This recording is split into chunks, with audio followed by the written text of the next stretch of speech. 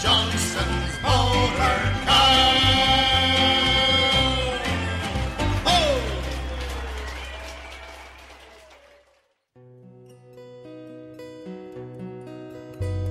In a barroom near the border, down a staircase dark and dim, gathered soldiers from the front line, there to rest and settle in.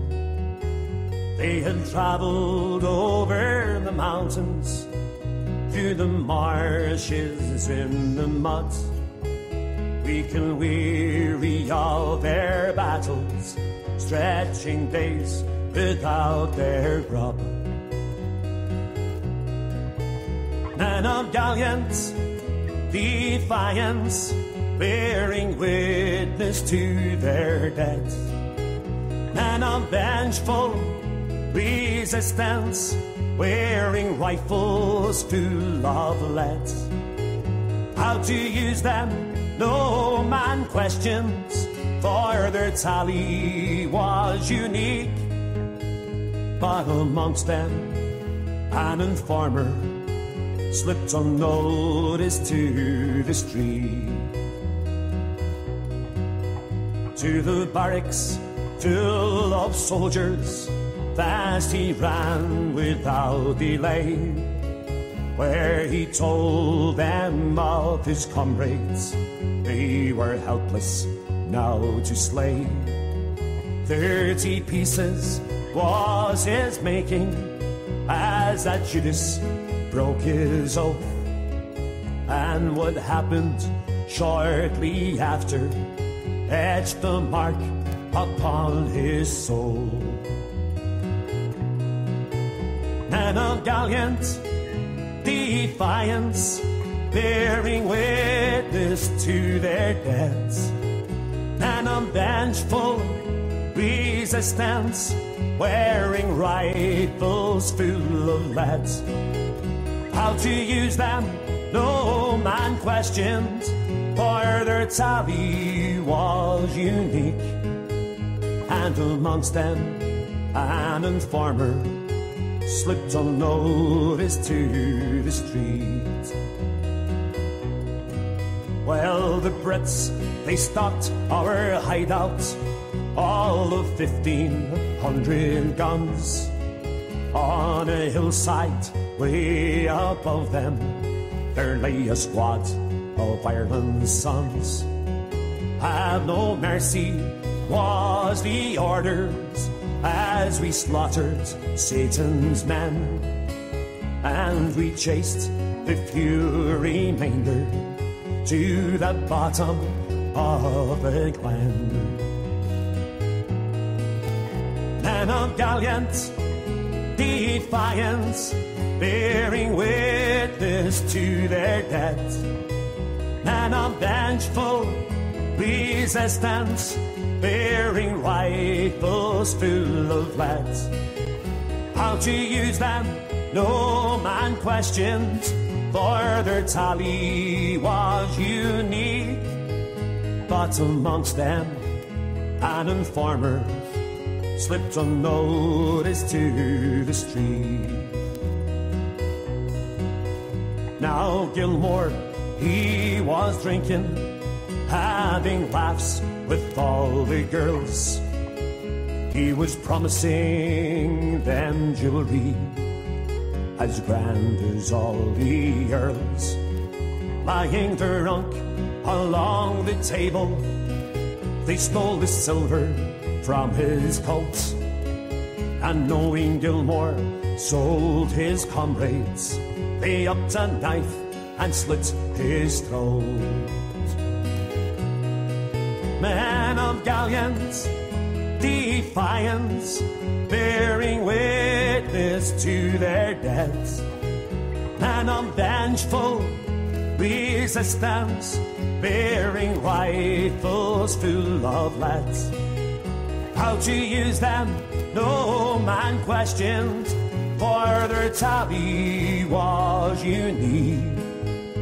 And that night, a dead informer slipped unnoticed to the streets.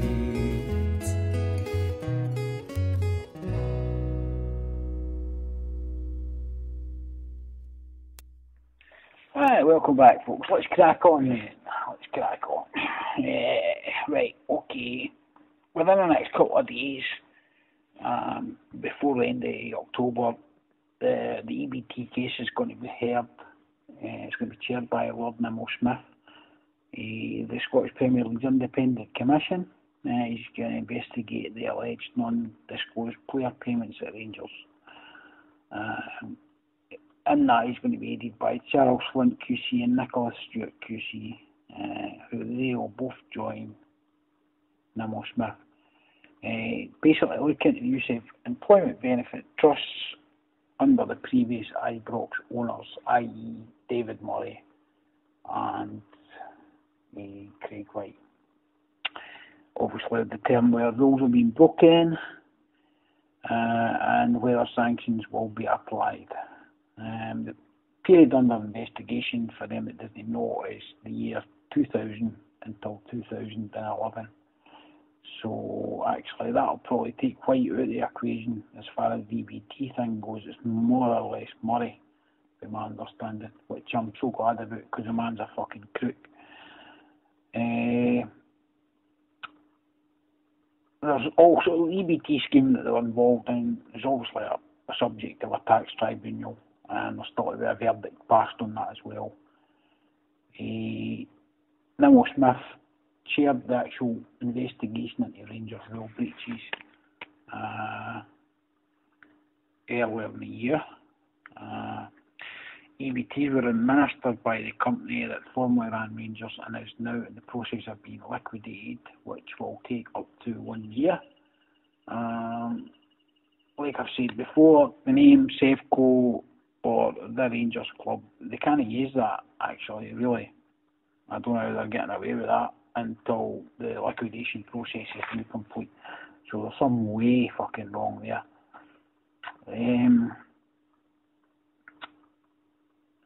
The BBC Scotland has seen evidence which was submitted to the court suggested that 53 Rangers players and staff had signed letters given undertakings to fund their sub-trusts with cash. The Mark Daly programme that I watched, both of them, found them very interesting, and I actually see at the time that was actually only 10% of the information he was able to use, or the BBC was able to use, because they would be liable, obviously, be sued by the now deceased Rangers Football Club. So we're just scratching the surface here with the evidence that people have. So obviously, like I say, Nimmo Smith is a man who is obviously going to investigate it with his other two QC partners. And we'll just wait with bated breath to see what the outcome is going to be, and hopefully the right punishments will be put in place. I have said before that my main concern is that they're stripped of the titles, that they didn't win cups, etc., and it's scratched for their record books. If Celtic or the other clubs involved, i.e. I think it's Motherwell, Dundee, Queen of the South, i.e. for cups and stuff, if these people, these clubs and ourselves are awarded the trophies, then fine. But ultimately, I want them taken away from them. So that's where we're at. Like I was talking about Phil's book called The Downfall, that's coming out very soon. That's going to be an interesting read. It's going to look into in a bit more detail what was actually going on at that club. Like I said, the Sun actually were going to put some excerpts in the paper the other day, but their switchboard was absolutely jam-packed with phone calls to Rangers fans, and the Ulster balls they put out there, which I've no respect for the tabloids, and I've no respect for a lot of the guys on the radio. Any media information I take from the internet, from reliable sources, and that's where we're going forward in the media world these days. If you want accurate information and no lies, you tend to get it better on the internet. Anyway, we're going to get another wee song on here, and I'll be back on the flip side. See you in a minute.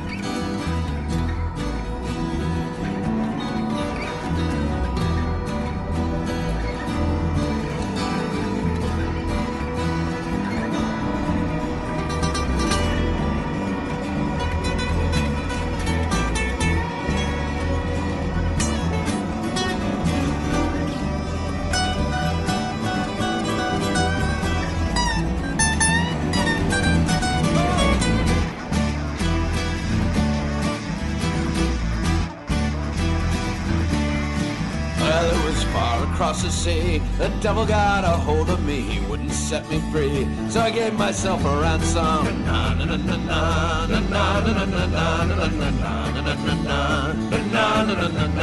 a sailorman from Glasgow town, I've roamed this world around and round, he's the meanest thing that I have found in all my days of wandering.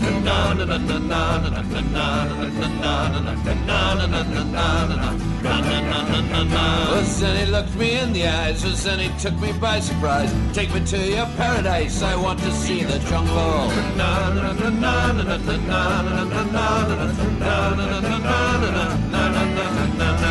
Here we go again, we're on the road again. We're on the road again, we're on our way to paradise. That's where the jungle's deep, that's where the lion sleeps. And then those evil eyes, they have no place in paradise. Graffiti on the wall just as the sun was going down, I saw graffiti on the wall. Up the cells, up the cells. Graffiti on the wall, it's we're magic, we're magic. Graffiti on the wall, graffiti on the wall. And it said, up the ra, said hoorah, up the ra. Up the ra, said hoorah, up the ra. Up the ra, said hoorah, up the ra. Up the ra, said hoorah, up the ra.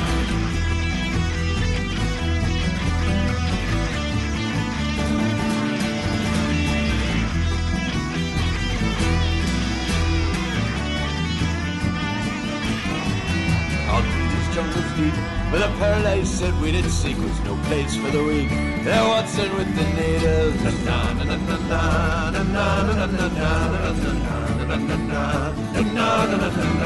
From the Amazon to Borneo, from Africa to Tokyo, the deepest jungles of the world, and no ways could I lose them.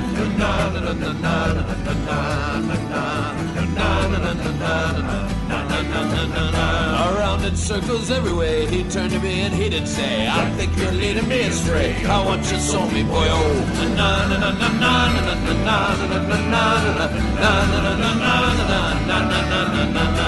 Here we go again, we're on the road again.